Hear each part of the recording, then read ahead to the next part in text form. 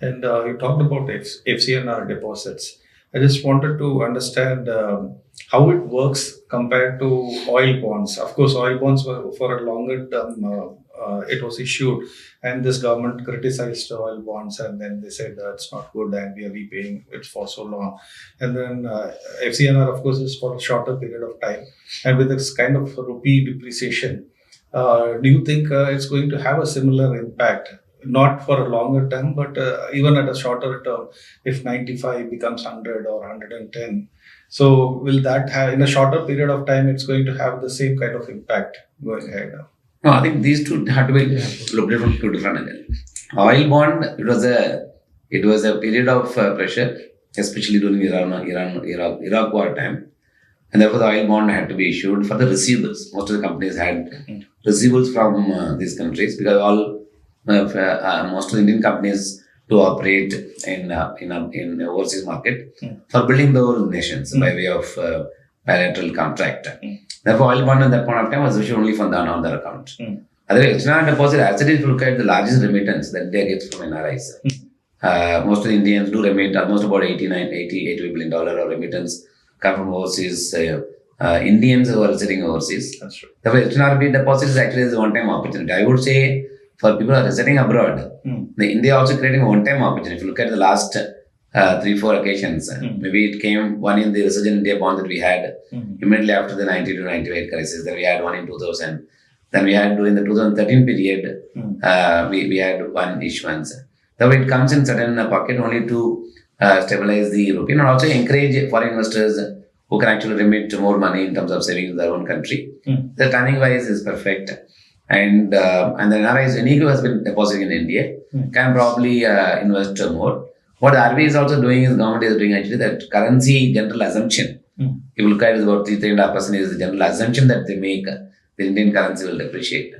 I think leave aside the last say 1 year, 2 year. Before that, if you look at almost for consecutive for 4 or 5 year period, absolutely no depreciation of currency. It was very stable and contrary to general assumption, India will continue to depreciate by 3.5% per annum. That was not happening. So now having seen this depreciation, not necessarily the similar thing will happen as we move forward. Therefore, from NRI's point of view, it's a great opportunity to put money back in India. Use this window as an opportunity. The window anyway is there only till September. That's true. And in December. So I always encourage a lot of people to use an opportunity to pump in money in India. And this opportunity may come after say 7-8 years. Is it somewhat hedged compared to oil bonds issued? Of course, you said that it was issued at a different occasion for purpose also. So do you think that it will have a kind of impact on rupee itself going ahead? So ideally speaking, I think the estimate is about $65 to $70 billion, somewhere in the middle range. I'm saying their expectation $100 billion, their expectation about $50 to $60 billion. So I think our own estimate is about $60 to $70 billion could come. If that money, of course, has to be absorbed in the market. A huge amount of liquidity will come into the market. And then if it is left to the market to absorb these flows, then we could expect some bit of depreciation. At the same time, if RBI wants to actually shore up the forex reserves, then to the extent rupee dollar may not appreciate, as much one could expect. So this will bring a stability first of all. Second, improve the overall liquidity banking system. It also reduces the pressure on banking system to reduce their deposit mobilization. With external deposit will replace the domestic deposit mobilization. Therefore, the cost of deposits will come down as a result of that. And some of the cost is borne by RBI way of giving cover for 3 or 5 year period. That cost is also will come as a benefit to the whole banking system. Maybe it could be a win-win situation for everyone. For banks, for government of India, for borrowers, as well as for on interest rates. There's also concern like it's only the old deposits which are being recycled. People are closing it and renewing it again. So what kind of impact, if at all, because the money is getting recycled, it's being pulled out and redeployed. So do you think that real money is coming, or it's only the recycling of old deposit into new deposit? No, external deposit is complete fresh flows. So you cannot cancel the earlier one and then put the new one. That's not allowed. It's being monitored. as part of the whole process. And whatever money is coming, it's completely incremental flows that will come. Okay. And that's something I think they are extremely clear about that. Okay. Yeah. That's true. And on foreign flow itself, we have seen tapering of people, foreign investors are pulling out from the market for quite some time now. Do you see any reversal, particularly with other markets, competing markets, South Korea and China, slowing down? Yes. So, one way to contextualize that is to look at India's share of world economic activity. India's share of world economic activity today is about 3.6, 3.7. In 1991, it was at 1%. So we've kind of traversed a particular journey, right? And if you believe that India can continue to grow nominal terms anywhere between, say, 9, 10, 11, and the world continues to chug along in the trend that it has been in, we would be anywhere between 6 to 8% over the course of the next 10 years. This is a directional sense, right? Now, so this is the journey of Indian economic activity over the course of the next 10 years. Now, if you were to contextualize India's share of world market cap today, that is currently close to about 3%, right? Now, 3% therefore has got a potential to potentially go up to, say, whatever, 6, 7, 8, maybe it is 5. Now, is that something in a growing pie where a share of salience of market cap will go up even more? I would think that foreigners would be very, very interested.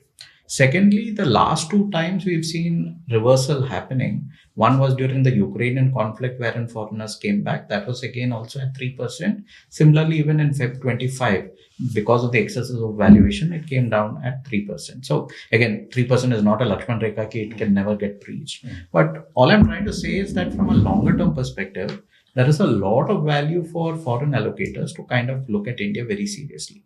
Where they've been, I used to run foreign funds before, and maybe 15 years back, our constant jive was, we have a lot of great Indian companies, okay, but the macro has been terrible. Okay, which means every 3-5 years, Rupee would kind of wipe out all the gains that we see as far as the local currency is concerned.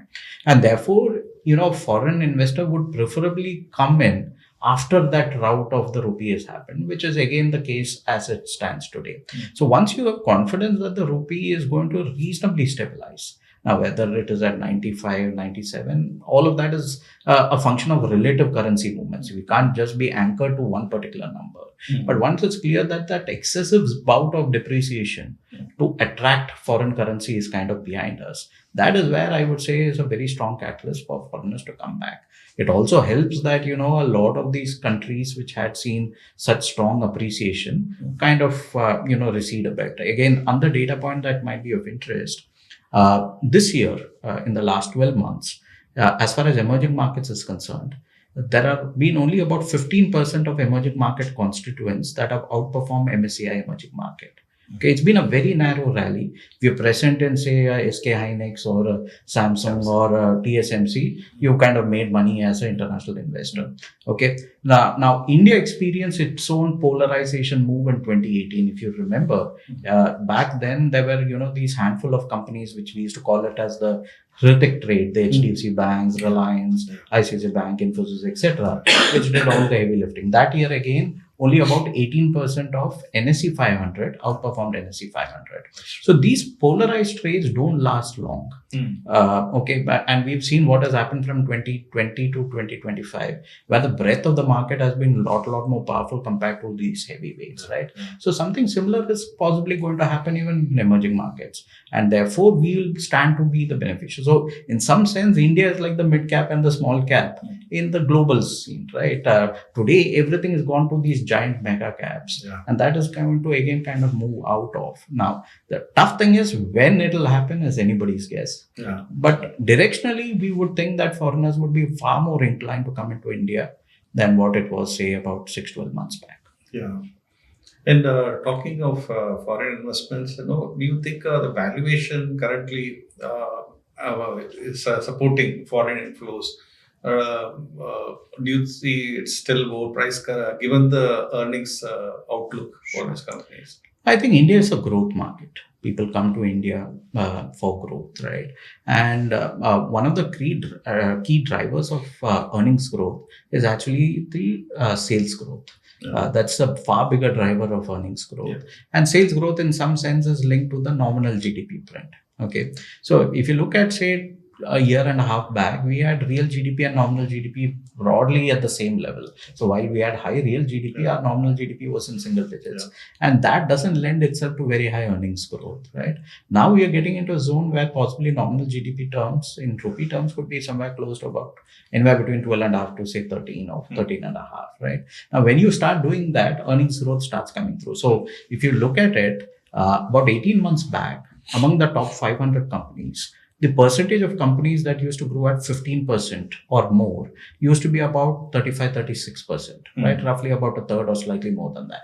Today, that number is close to about 55%. So the number of companies that are growing at 15% more is starting to move through. Some of it is the base effect, but some of it is also a function that, improving competitiveness, there is an inflation trade coming through, there is a currency depreciation that kind of increases the top line, etc. So therefore, when you look at it, we are getting back into the growth trajectory. And therefore, along with the fact that once we have confidence that the rupee is not going to weaken significantly, and yes, something happens in South Korea or something else, I mean, we don't want for that to happen, but if that were to happen, then more flows would come to India as a default thing.